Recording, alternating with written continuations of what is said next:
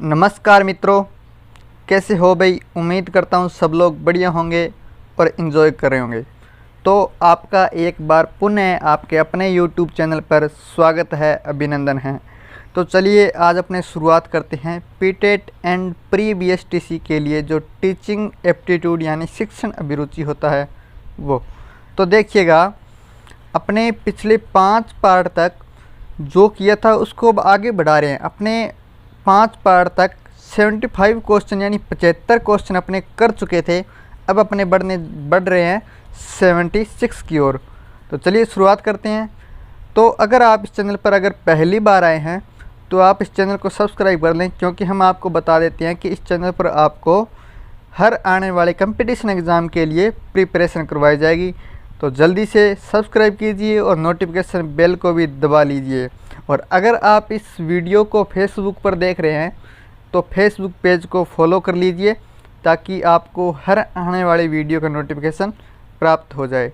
तो चलिए बढ़ते हैं आज के पहले क्वेश्चन की ओर। आपके सामने है पहला क्वेश्चन, प्रभावकारी शिक्षण फलन है। तो प्रभावकारी शिक्षण फलन क्या है? स्पष्ट ऑप्शन नंबर ए देखिएगा, स्पष्ट एवं यथा तथ्य संप्रेषण का, उचित कक्षा अनुशासन का, नियमित अध्ययन का, कक्षा में अविलंब नियमित रूप से आना। तो देखिएगा, प्रभावकारी शिक्षण जो है वो किसका फलन है? यहाँ पर फलन का मतलब फल से है, यानी कि प्रभावकारी शिक्षण किस चीज़ से हमें प्राप्त होगा। तो देखिएगा, स्पष्ट एवं यथा तथ्य संप्रेषण यदि हम करेंगे, स्पष्ट एवं यथा तथ्य संप्रेषण यानी सुस्पष्ट तरीके से बच्चे को पढ़ाएंगे और अपना जो संप्रेषण करने का तरीका है वो बढ़िया होगा, तो इससे प्रभावकारी शिक्षण हो पाएगा।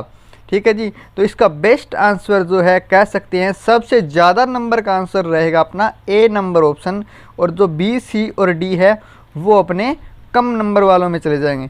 चलिए बढ़ते हैं नेक्स्ट क्वेश्चन की ओर। तो नेक्स्ट है अपना 77, छोटे बच्चों के लिए शिक्षा का माध्यम होना चाहिए। तो देखिएगा, याद रखिएगा, बच्चे तभी समझ पाएंगे, छोटे बच्चे जो है, जब उनको उनकी शिक्षा जो है मातृभाषा में दी जाए। तो इसका सही आंसर हो जाएगा मातृभाषा यानी ए नंबर ऑप्शन। बढ़ते हैं आगे 78 की ओर। तो संदर्भ पुस्तकों एवं अन्य पाठ्य सामग्रियों के अध्ययन से क्या लाभ है? देखिएगा, संदर्भ पुस्तकों का मतलब यहाँ पर है कि जो अपने जो सिलेबस होता है, पाठ्यक्रम होता है, उसके संदर्भ में जो पुस्तकें ली जाती है वो पुस्तकें। और अन्य पाठ्य सामग्रियों का मतलब है कि जो हम पाठ्यक्रम से अलग पढ़ते हैं, जो सिलेबस से अलग पढ़ते हैं, इसके अध्ययन से क्या लाभ होता है हमारा। तो देखिएगा, ज्ञान में व्यापकता आती है, परीक्षा में अच्छे अंक प्राप्त होते हैं। तो देखिएगा, अन्य पाठ्य सामग्री यदि हम पढ़ेंगे तो परीक्षा में तो कभी अच्छे अंक प्राप्त नहीं होंगे, क्योंकि परीक्षा में उसमें से क्वेश्चन आने ही नहीं है। आनंद प्राप्त होता है, ये भी एक आंसर है, लेकिन इतना उचित नहीं है। निर्णय शक्ति का विकास होता है, ये भी सत्य है, लेकिन इतना उचित नहीं है। तो सबसे ज़्यादा बेस्ट आंसर रहेगा ए नंबर ऑप्शन, ज्ञान में व्यापकता आती है, क्योंकि हम एक्स्ट्रा सिलेबस पढ़ेंगे तो हमारे ज्ञान में ज़रूर व्यापकता आएगी, यानी ज्ञान का विस्तार होगा। बढ़ते हैं नेक्स्ट की ओर 79 की ओर। गणित शिक्षण के लिए निम्न में से कौन सी संप्रेषण रणनीति सर्वाधिक उपयुक्त है?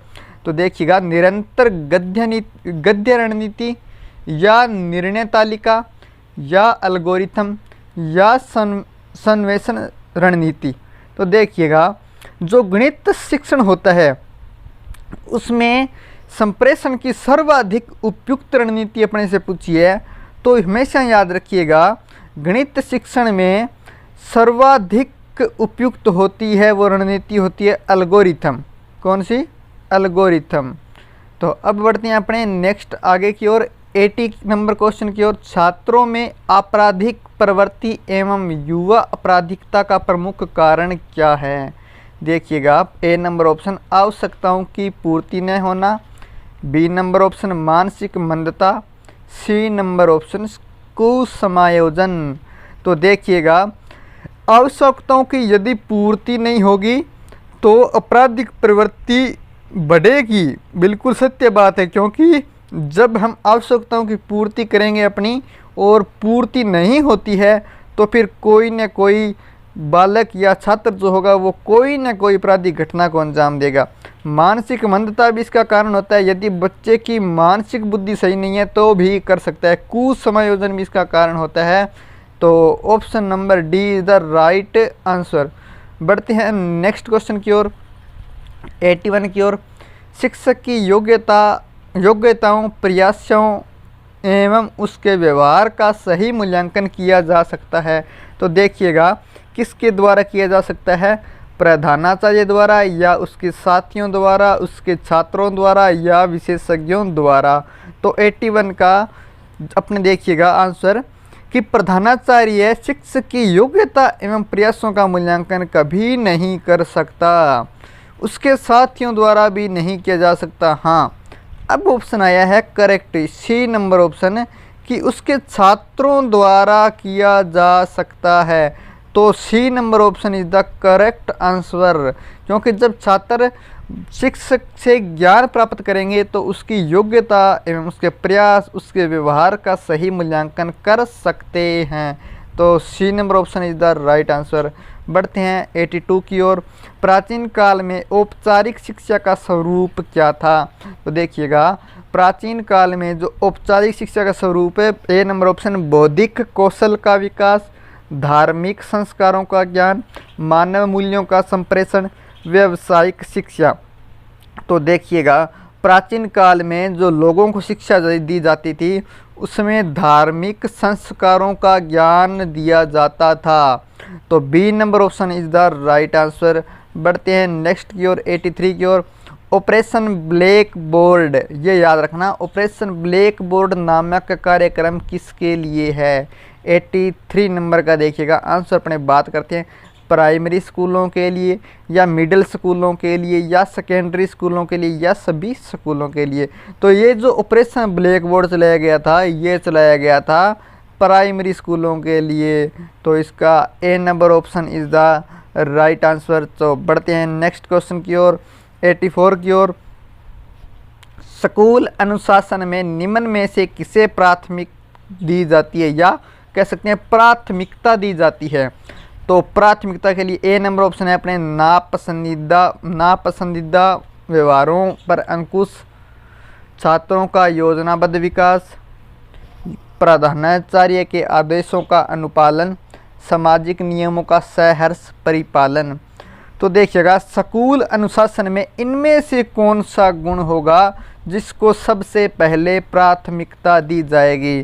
तो देखिएगा जो सामाजिक नियमों का सहर्ष परिपालन है उसको सबसे ज़्यादा प्राथमिकता दी जाती है। किसको? डी नंबर ऑप्शन, ये राइट आंसर हो गया डी नंबर ऑप्शन। तो अब बढ़ते हैं नेक्स्ट की ओर, 85 की ओर। आधुनिक अनुशासन का मौलिक दर्शन है।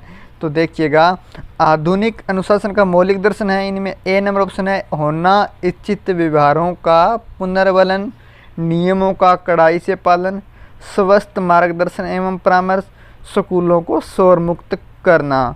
तो देखिएगा आधुनिक अनुशासन का मतलब है आजकल के जो बच्चे हैं या आजकल के जो पाठशालाएं हैं उनमें अनुशासन स्थापित करने के लिए ये जो 4 अपने को नियम या कह सकते हैं पालन करने के निर्देश दिए हुए हैं, ये इनमें से कौन सा उचित है?